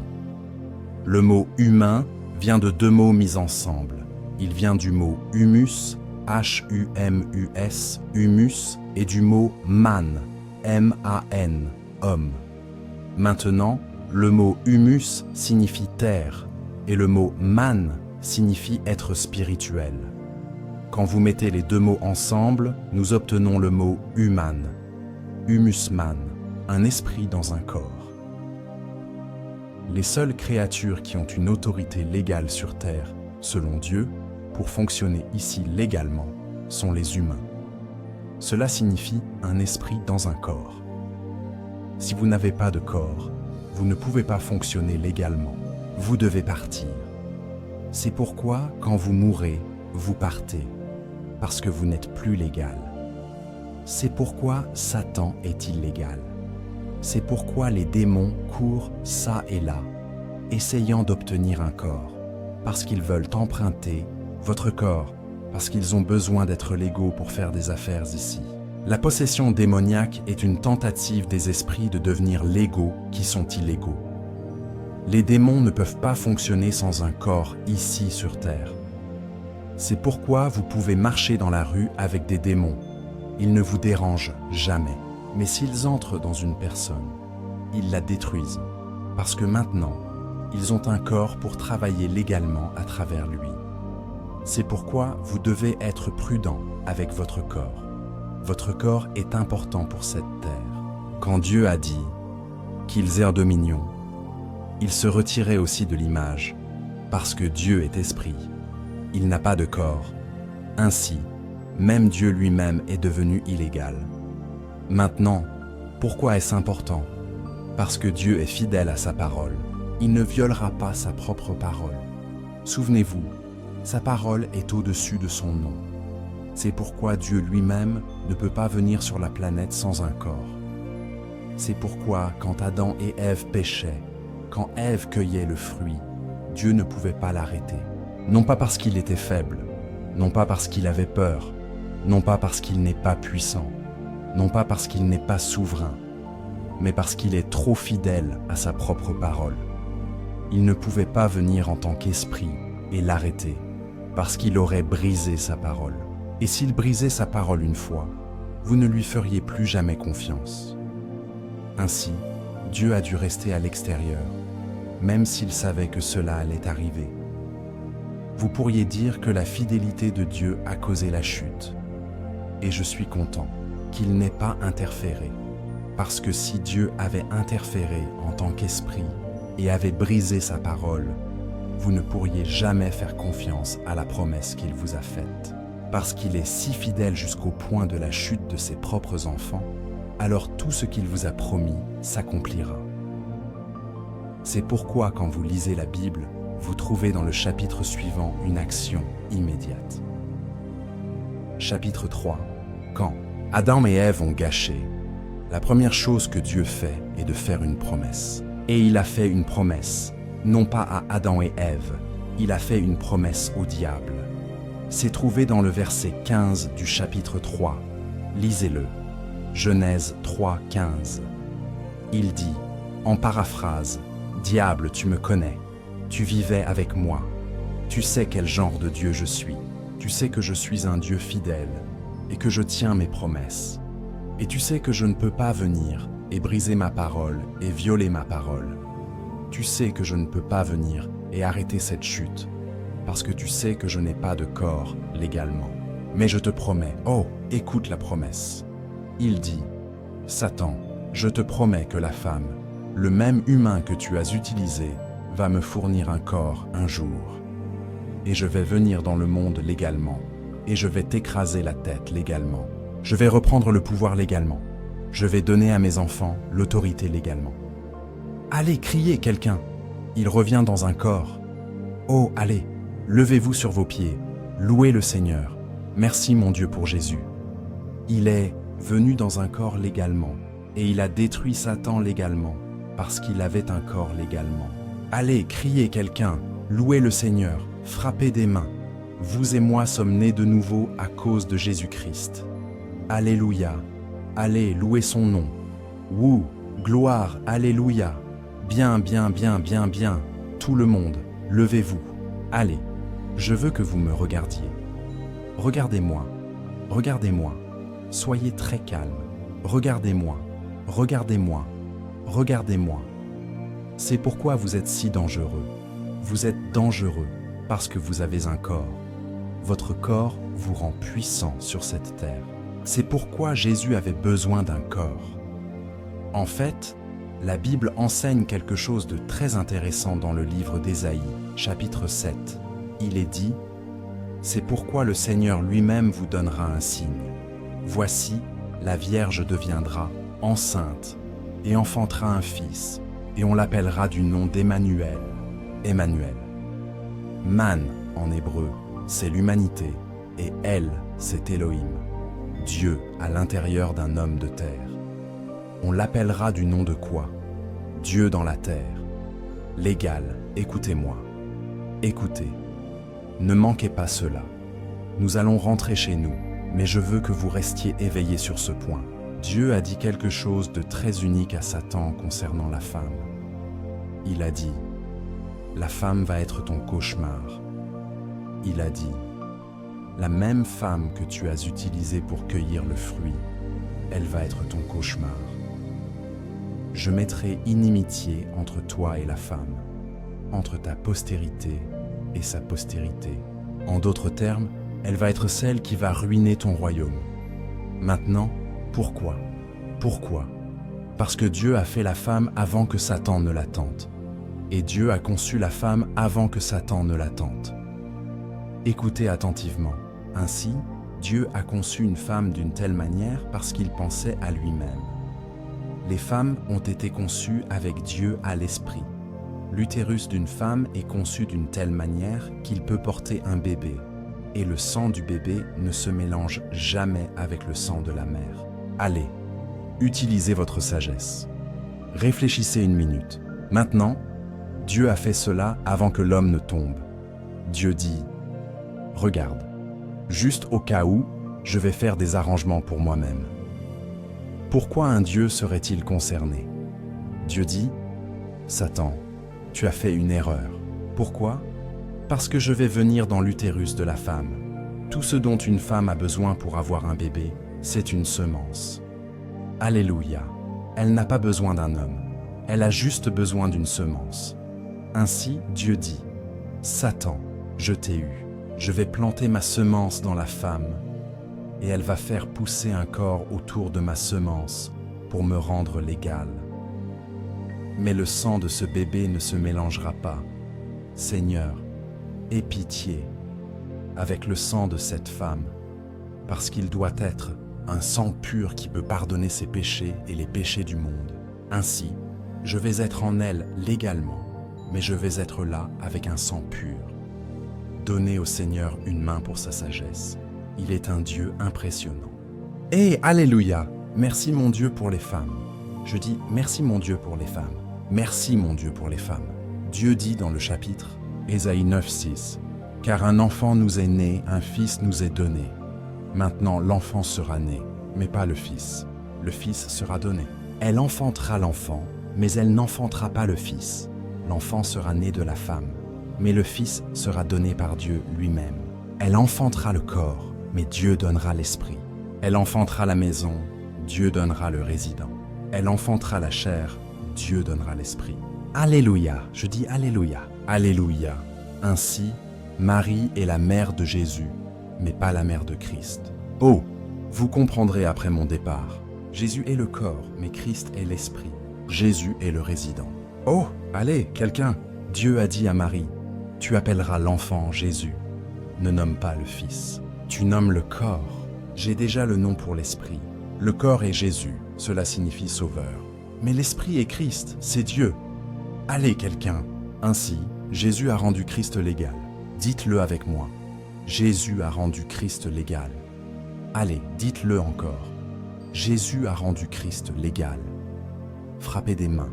Comprenez-vous ce que vous venez de dire? Oh, alléluia! C'est pourquoi Dieu pouvait marcher sur la terre sans briser sa parole, parce qu'il était dans la chair, dans un corps, mais il était toujours Dieu. Alléluia! Et il est mort sur une croix, a payé le prix avec son corps, parce que pour que nous soyons pardonnés, nous avons besoin de sang, et les esprits n'ont pas de sang.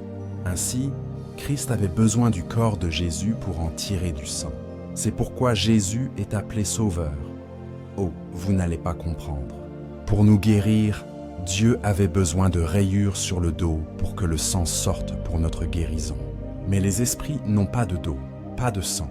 Ainsi, Dieu avait besoin du dos de Jésus pour les rayures, pour votre guérison. C'est pourquoi Jésus est le guérisseur. La Bible dit, le salaire du péché, c'est quoi? La mort. Et les esprits ne peuvent pas mourir. Et pour payer le salaire du péché, quelqu'un devait mourir.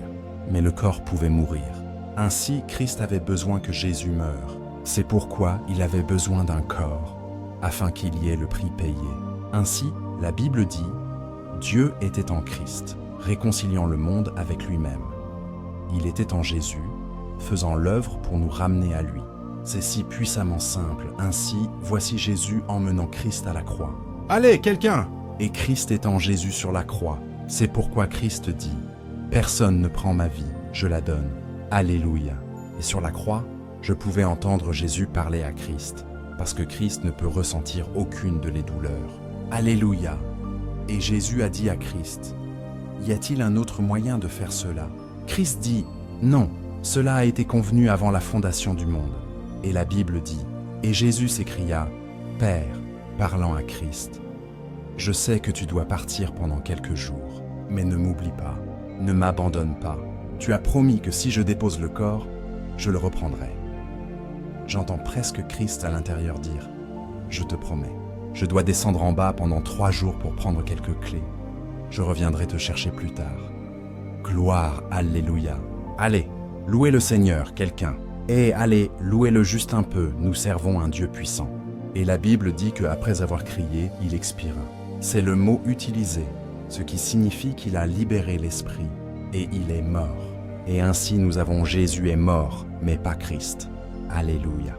Christ sort de Jésus et descend dans le séjour des morts, dans le Shéol, dans la géhenne. Il marche dans le donjon des ténèbres, enfonce la porte des mensonges, regarde Satan, et Satan dit, « Que fais-tu ici? Tu ne peux pas venir ici. Tu as besoin d'un corps pour venir ici. » Et Christ dit, « J'ai un corps en haut. Je le prête. » Alléluia. Je viens prendre quelques clés. Alléluia. Oui, c'est l'Évangile. Et Christ marche jusqu'à Satan assis sur ce trône, régnant par bluff. Il met sa main dans la ceinture de Satan, attrape 3 anneaux avec des clés et les tire. Et il regarde le visage de Satan et dit, « Je ne suis pas venu pour toi encore. Je suis juste venu pour les clés. Je reviendrai. » Gloire, alléluia. Et il a pris les clés de la mort, de l'enfer et du séjour des morts. Il s'est retourné et a marché vers le donjon des ténèbres. Il s'est arrêté à la première cellule et a commencé à déverrouiller les cellules. La Bible dit qu'il est descendu et que celui qui est descendu est aussi monté. Et il a emmené des captifs dans son cortège. Il dit, Abraham, sors d'ici. David, sors d'ici. Joseph, sors d'ici. Abraham, sors d'ici. Moïse, sors, allons-nous-en d'ici.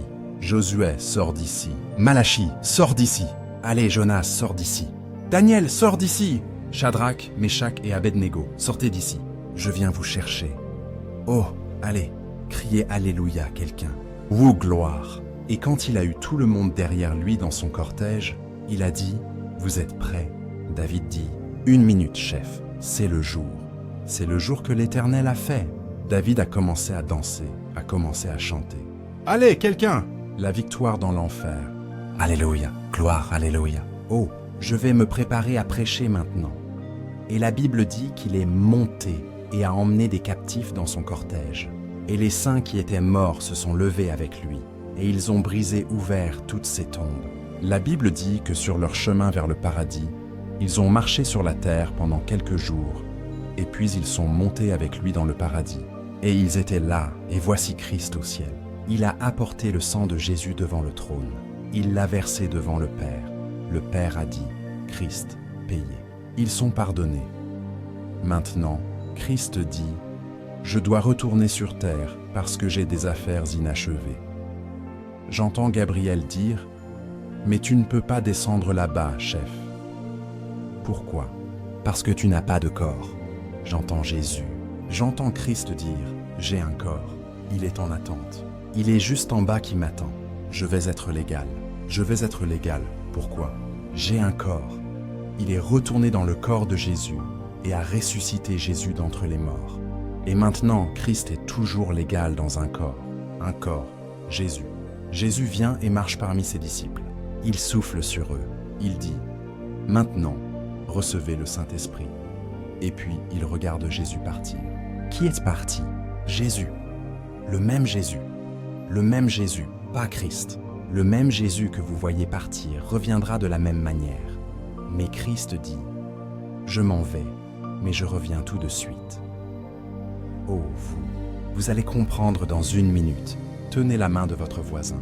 Christ a dit, « Je dois retourner sur terre parce que je dois gagner le monde entier. » Et le ciel dit, « Tu ne peux pas descendre là-bas parce que tu as besoin d'un corps pour être légal là-bas. » Et Christ dit, Christ s'est tourné vers Jésus et a dit, « Merci beaucoup. Il a préparé un corps pour moi. Ils sont pardonnés, ils sont purs, ils sont saints par ton sang. Je peux retourner sur terre légalement, entrer dans le corps légalement. » Et maintenant, nous ne sommes pas appelés le corps de Jésus, mais l'Église est appelée le corps de Christ. Merci encore d'avoir écouté ce message. Nous espérons qu'il a été une bénédiction pour vous. Notre objectif est de vous ouvrir de nouveaux chemins et opportunités afin que vous découvriez votre destinée. C'est votre amour, votre soutien et votre partenariat qui rendent Leaders du Royaume possible. Veuillez abonner et partager pour ne manquer aucune vidéo.